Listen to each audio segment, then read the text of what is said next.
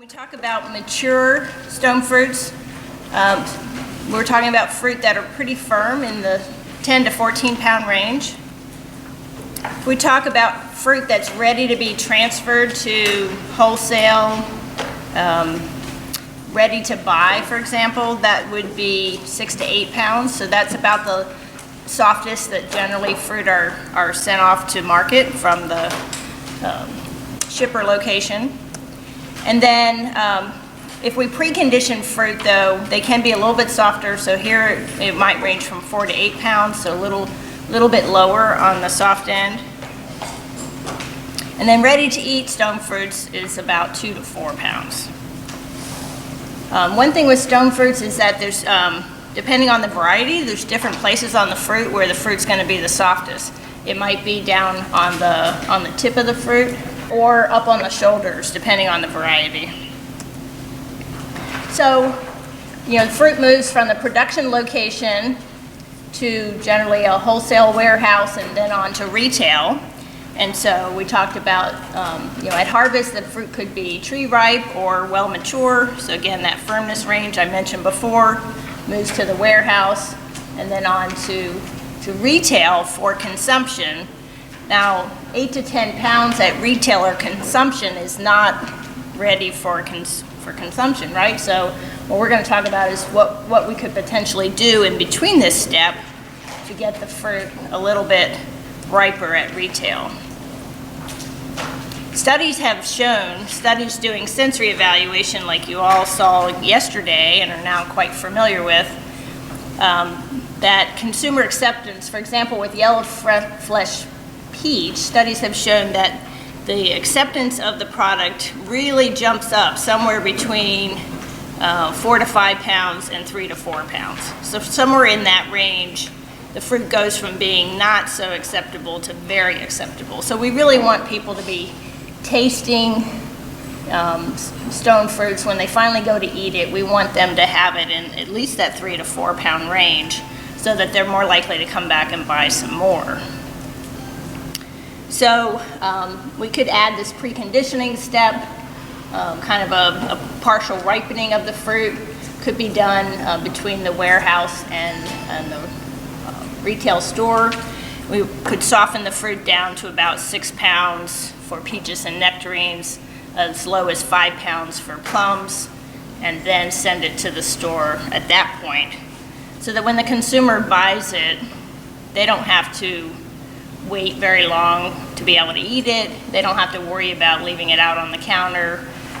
Some consumers are really savvy and able to do all of that, but some are not, and they just, they expect it to be ready to eat as soon as they get it. So the idea is to have the fruit ready to buy when we send it to the stores, so then it's ready to eat. One of the things we need to be aware of with stone fruits as we're handling them is this issue of internal breakdown. This is a type of chilling injury, so the fruit doesn't soften appropriately. It has some physiological issues when it goes to ripen, and so you end up with texture that's very dry, not juicy, browning in the flesh. You can get uneven ripening, and generally the fruit just don't taste like very much, so very poor quality. And it comes on after the fruit have been stored at low temperatures, particularly temperatures in the range of 36 to 46 degrees. So in that's what is oftentimes called the killing zone, those intermediate temperatures, so not the super low 32 degrees, but typically the temperatures we often see during shipping and retail handling can promote the development of this disorder. And different varieties differ in their susceptibility to this and how quickly it comes on. So this is just showing temperatures during arrival at the retail warehouse after 3 days truck shipping. And I just wanted to point out that a lot of the fruit, about 80%, is in that range of, in this case, 35 to 50 degrees upon arrival, which is pretty warm. It's actually pretty shocking to see that data, but So a lot of fruit is being shipped in the chilling zone. Now this is old data, so maybe it was really old data. So let's hope that it has gotten a lot better since this data was collected. So the reason I'm talking about all of this is that one of the advantages of the pre-ripening or preconditioning program with stone fruits is if you can partially ripen the fruit before they get into those intermediate temperatures during handling and transportation, you can avoid the development of that internal breakdown, and that's what you're going to see in this data here. So here they're calling it delayed cooling. So basically, after the fruit's harvested, you don't cool it right away, so you're going to give it some time at warm temperatures. So 20 degrees Celsius is actually 68 Fahrenheit, and so that's like room temperature. So we're going to hold the fruit a couple of days at room temperature, and that in effect allows the fruit to ripen a little bit more than it had been at the time of harvest, and that protects the fruit from developing the symptom that you see on the lower left. So that's the breakdown symptom that in this case we're seeing it after 3 weeks at 40 degrees Fahrenheit or 5 degrees Celsius. But if we warm the fruit up, leave them warm for 2 days before they go to that 40 degree Fahrenheit temperature, you can see here on the right, they look great. So with the 2 days of pre-ripening, you can see the ones here on the right look much better than the ones on the left. So that's another advantage of the pre-ripening program. So you can see, if you look at the actual data that was collected, 100% of those fruit on the left were actually mealy in texture, and the ones on the right, there was no mealy texture. So stone fruit, there's an extra advantage of doing the pre-ripening program. In addition to just having fruit ready to buy for consumers, you can alleviate the risk of developing this internal breakdown, which is the #1 problem with stone fruit marketing in the United States. It's the biggest reason why consumers might choose not to buy stone fruit. It's why I don't buy them, I must say. So we still have work to do. All right, so if we look at the product flow through the preconditioning process, so the fruit is harvested, arrives at the packing facility. Oftentimes there's a pre-cooling process that might take some of the field heat out, and then the fruit may at that point go to a preconditioning process, or they may not go to any cooling at all. And this might depend on how hot it is when the fruit's harvested. I mean, if it's 104 outside in the Central Valley, they might want to take some of that heat out before they go to the preconditioning. And then the fruit goes through the packing. You could do some partial preconditioning in bins here, or you could pack the fruit and then do the preconditioning with the packed fruit. Does that work? No. That doesn't work either. Okay. So preconditioning with the already packed fruit is generally the better way to do it, because once the fruit have been preconditioned, they're a lot softer, so they're going to be much more susceptible to bruising during the packing process. So it's better if you can get them into the boxes first, then do most of that preconditioning. Then it's very important to cool the fruit down after it's ripened, so you can slow down or try to stop any further softening at that point. And then you could probably hold the fruit for a short time in cold storage and then transport it on to market.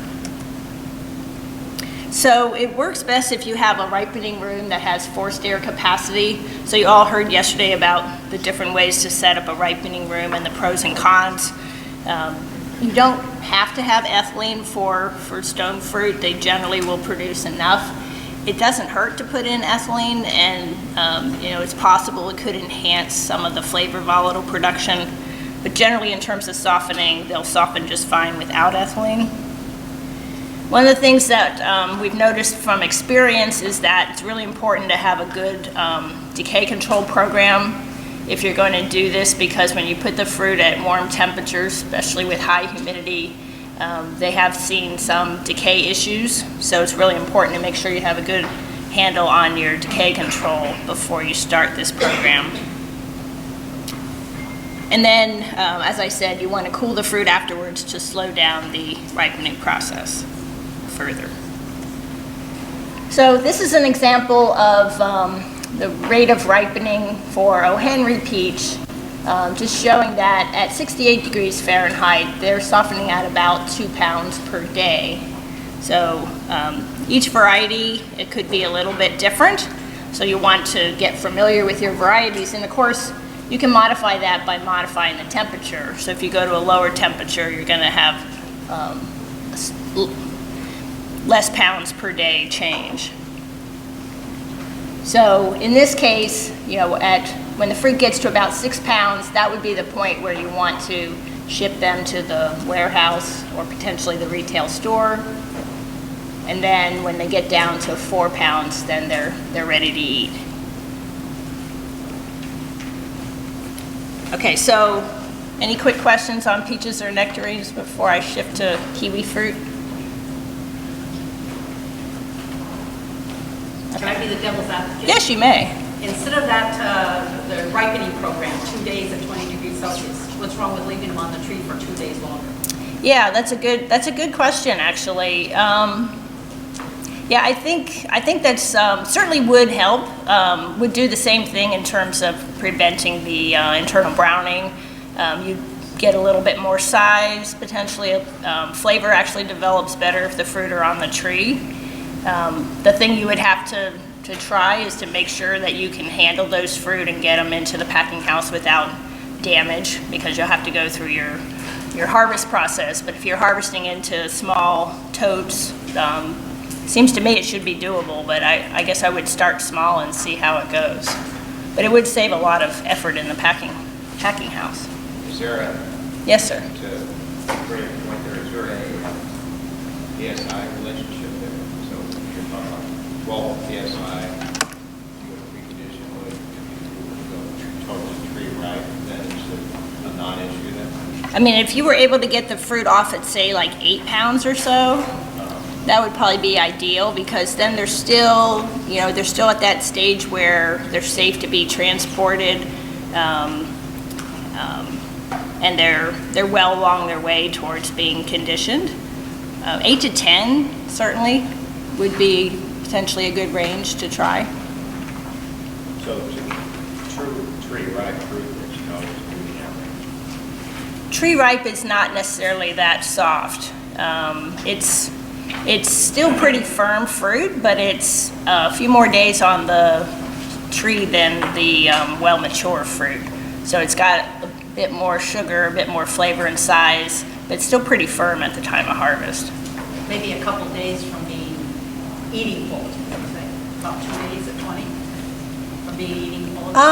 It would take more than 2 days. I think it would take more like three days at room temperature to get to eating quality. Yeah. It's always been a moving target. Yeah, and the challenge is, you know, we've had conversations with the stone fruit industry. The challenge is, you know, you have a lot of acreage out there to pick. You have a lot of different varieties. Each one behaves a little bit differently. Some maybe could do that. Some maybe it won't work so well. And then you have the labor issues trying to get it off the tree. And if you can't get it picked, you waited a while and then you can't get it picked, you could lose the whole orchard. And so there's a lot of things the industry has to consider, but it seems like that maybe there could be some room to shift it a little bit later. Other questions on stone fruits? Kiwi fruits, like many of the fruit, are harvested mature, but not ready to eat. So they're generally very, very firm at the time of harvest. And so they're hard, they're also full of starch, they're sour, they don't have any aroma.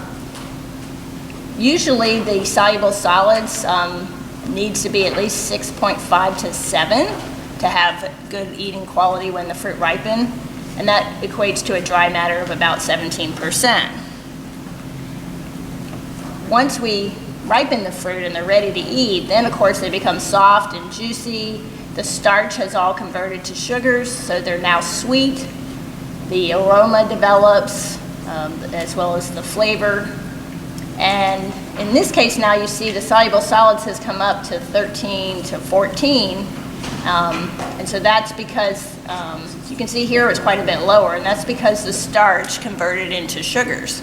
So we saw an increase in soluble solids because starch does not contribute to soluble solids content. But see, the dry matter is the same. This is a really important point. And that's why you can predict the quality of a kiwi fruit by looking at the dry matter at harvest, because that will predict how much soluble solids you'll eventually have. So of course, at harvest, no one's going to want to eat that. I don't know if you could even eat it. But high consumer acceptance with the ripe fruit. All right, so here's a nice diagram that kind of explains how the starch degradation works. So starch is basically a bunch of sugar molecules linked together in a long chain or a structure. And then the sugar molecules are individual structures. So when the fruit goes from being mature to being ripe, all those linked sugars are degraded. So those links between them are broken, and the starch then becomes individual sugar molecules. Okay? These are perceived as sweetness, whereas the starch is not. And these are also picked up by the refractometer as soluble solids, whereas the starch is not. And so that's why you see this increase in soluble solids content and the increase in sweetness when the fruit is ripened and the starch converts to sugars. Keep track of my time. All right, so how can we assure consumer quality of kiwi fruit? Well, there's a number of different measurements that we could make. First of all, as I mentioned before, minimum maturity is 6.5% soluble solids content. So we can measure that with the digital or handheld refractometer. So that's long been a recommendation for the kiwi fruit industry. In terms of maximum maturity, it's generally based on firmness. So we try to have the fruit not be any more than 14 pounds firmness. We don't want we don't want the fruit to be less than 14 pounds at the time of harvest. So the firmness is measured with the penetrometer that you saw yesterday. And then, particularly for assuring consumer quality, even better than the soluble solids, the dry matter content works really well. We want greater than 16.1% dry matter. What tip are you using on that? It would be an 8mm tip for the kiwi. Thank you. Good point. And of course, you have to take the skin off on a kiwi. So the dry matter can be, there's a whole protocol put together for collecting samples and drying them in an oven. It's been well worked out. It was actually developed here at UC Davis many years ago. But of course, as you all heard about yesterday, there's a nice non-destructive method that should, have you tried that with kiwi fruit, by the way, Jessica? Yes, okay. So, this of course would be much easier and not require you to destroy fruit, and you can get the dry matter reading very quickly. All right, so minimum of 16.1% dry matter for consumer quality. Now, as we talked about yesterday in the demonstrations, this titratable acidity has an impact on the flavor quality as well. So if you have really high titratable acidity, you need more sugar to balance against that, right? So you need either a higher soluble solids content, or in this case, we're looking at the dry matter as an indication of the eventual soluble solids that we're going to achieve. And so recommendations have been developed that if the titratable acidity is less than 1.2, then a dry matter index of 15.1 could actually be acceptable for minimum acceptance. Okay, so probably the 6.1 consumers would like a little better, But if you really need to get your fruit off of the vine and you know your titratable acidity is less than 1.2, you could harvest at a little bit lower dry matter content and still have an acceptable product.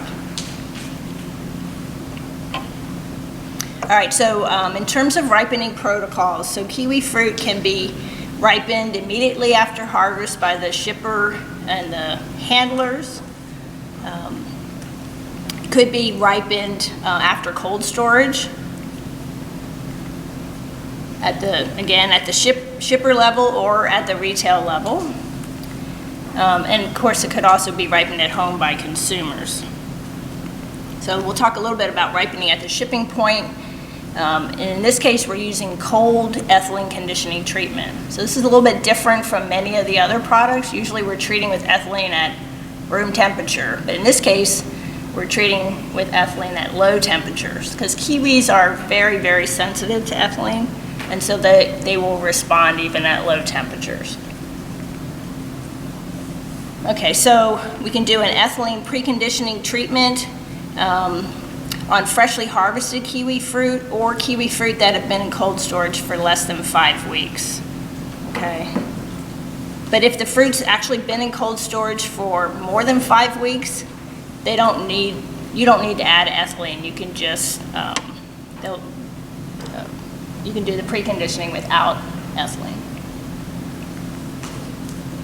So, of course, we're gonna add ethylene at 100 parts per million is sufficient for 6 to 12 hours. You want to be in this temperature range of 32 to 45. So again, it's a little bit different from many other products. This will induce uniform softening of the kiwi fruit and will also induce the starches to convert to sugars.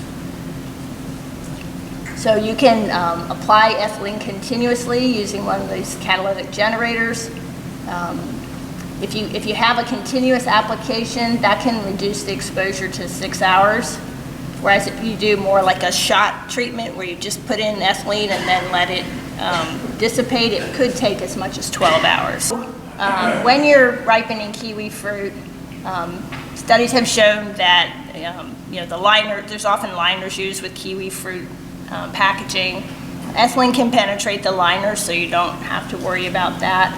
And particularly if you're using elevated temperatures, the liners are important to help reduce shriveling. And of course, you want to have high relative humidity during the ripening process. So after the kiwi fruit have been conditioned for ripening, we want to keep them at low temperatures to avoid excess softening, so below 36 degrees. Ship them and get them sold quickly. And fruit that have been treated or conditioned should not be stored together with fruit that are intended for long-term storage. So you never want to take conditioned fruit and put them in the cold room with your long-term stored kiwi fruit. Again, because kiwi fruit are so susceptible to ethylene that those fruit you've conditioned are now going to be producing ethylene even at low temperatures, and they will condition the rest of your fruit if you're not careful. All right, so cold kiwi fruit treated with ethylene at close to 32 degrees and maintained at that temperature can be held for 3 to 6 weeks after the conditioning. So this is if they're kept really cold and treated at really low temperature. So they've never really had a chance to start softening too much, but they're seeing the ethylene and they're responding to it. These cold treated kiwi fruit will reach a firmness of about 3 pounds, so about eating ripeness, in 2 to 3 days after they're transferred to warm temperatures, like 68 degrees.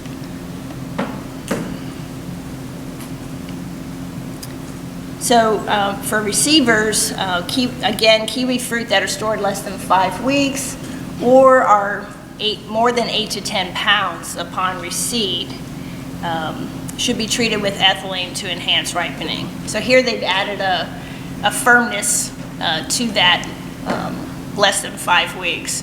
So presumably, if the fruit are less than 8 to 10 pounds, so less than 8 pounds, they should be able to ripen without adding ethylene. If the fruit are stored more than 5 weeks, and they're between 5 and 8 to 10 pounds, then they could just be ripened by exposing them to warm temperatures. So again, if you happen to have a facility that doesn't have the capabilities of adding ethylene in a controlled way, then you want to buy fruit that meets these characteristics, and then you can ripen it just with warm temperatures.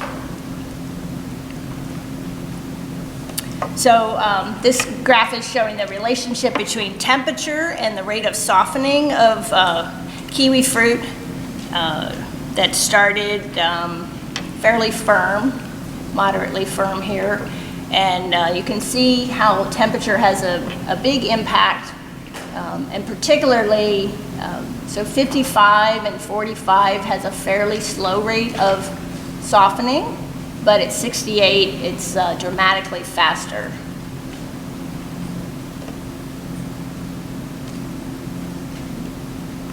So you can moderate the rate of ripening to match your needs. If you're doing fresh cut or selling fruit for retail, by moderating the temperature during the ripening process, just like with many other fruit. All right, so firmness is the best way to measure the ripeness of a kiwi fruit. So again, that's with the 8mm tip and the penetrometer. I don't know of any good non-destructive ways of measuring kiwi fruit firmness. I think you're going to have to use a penetrometer at this stage. A mature fruit will be between 12 and 16 pounds. For shipping, generally we want them about 5 pounds, maybe not a whole lot softer than that, because otherwise we may see some physical damage. And then for ripening, we want to get them down to between 2 and 4 pounds for consumption.